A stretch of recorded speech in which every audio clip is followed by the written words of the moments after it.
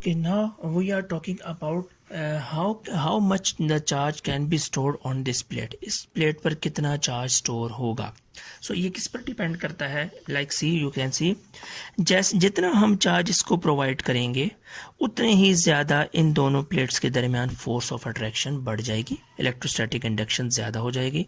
Means क्या हो जाएगा, इस प्लेट पर नेगेटिव चार्ज आ जाएंगे, इस प्लेट पर पॉजिटिव चार्ज एक्यूमुलेट हो जाएंगे, और due to this positive and negative charge यहाँ पर एक फील्ड जनरेट हो जाएगी, this much field.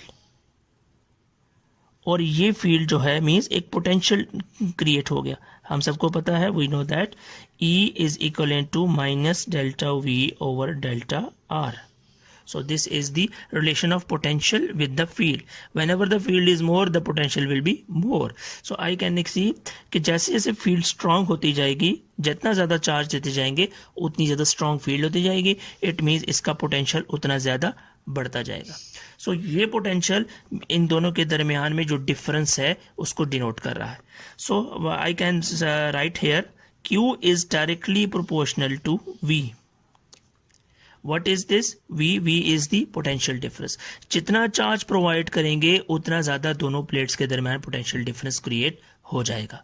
So now mathematically when we remove the proportionality sign, we will put the equal sign here with some constant C and here. This constant C is actually called capacitance. So capacitance. If we want to define this C here, you can move this V to the denominator of Q, you will get C equals to QV. So I can now define the C from this one. But if I want to define the capacitance in physical way, what actually the capacitance is? It is actually the capacity of storing the charge. इस plate की कितनी capacity है, that is called capacitance. But mathematically हम उसे formula से कैसे define करेंगे? You can see here, if V equals to 1, when I put V here 1, then C will be equivalent to Q. It means कि अगर मैं 1 volt potential difference apply करूं इन plates पर, मीन्स मैंने यहाँ पर बैटरी लगाई जिसने चार्ज प्रोवाइड किया, जब इन दोनों प्लेट्स के दरमियान 1 वोल्ट का पोटेंशियल डिफरेंस क्रिएट हो जाएगा, जब दोनों प्लेट्स के दरमियान, देन उस वक्त जितना चार्ज इस पर स्टोर हुआ होगा, that is called capacitance. That is called the capacitance of this plate, capacitance of this capacitor. So this is called capacitance. Now if I want to know the unit of the capacitance, you can see here unit is coulomb per volt. This is the unit for capacitance and it will be also called farad. हमने इसको एक और नाम दे दिया फेरेड, ये scientist के name पर है, and it is denoted by small capital F, denoted by capital F. So now what about the nature of the capacitance? It is a scalar quantity. It is a scalar quantity. Why it is a scalar quantity?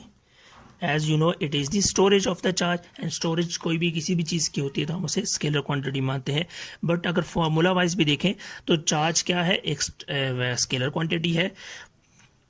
Potential difference क्या है, ये भी एक scalar quantity है. कैसे scalar quantity? Potential difference is actually the work done on charge, work done on charge. This is called potential difference. So ये हमारे पास क्या वर्क क्या होता है, एक स्केलर क्वांटिटी होती है. So that's all about the capacitance. Now the next thing is on what factors the capacity of the capacitance actually the capacity of the capacitor depends. Means मैं इस पर चार्ज कितना स्टोर कर सकता हूँ, मेरे पास लिमिट क्या है, और वो लिमिट किन किन चीज़ों पर डिपेंड कर रही है. So we see the factors. First one factor is the size of this plate, area of the plates. As you can see, अगर मेरे पास बड़ी प्लेट्स होंगी so I can accumulate more charges on the plate. मेरे पास उसके ज़्यादा charges के ऊपर place किए जा सकते हैं. Similarly, the second factor is distance between the plates. Distance between the plates. How? अब डिस्टेंस पर कैसे डिपेंड कर रहा है?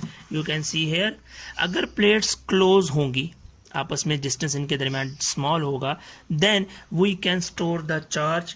How can we store more charge? Because जैसे डिस्टेंस कम होगा तो ये जो फोर्स ऑफ अट्रैक्शन दोनों के दरमियान में थी ये स्ट्रांग हो जाएगी, और जैसे ये स्ट्रांग होगी इट मीन्स कि ज़्यादा से ज़्यादा स्ट्रांग बनेगी, तो ज़्यादा से ज़्यादा चार्जेस इस पर स्टोर किए जा सकते हैं.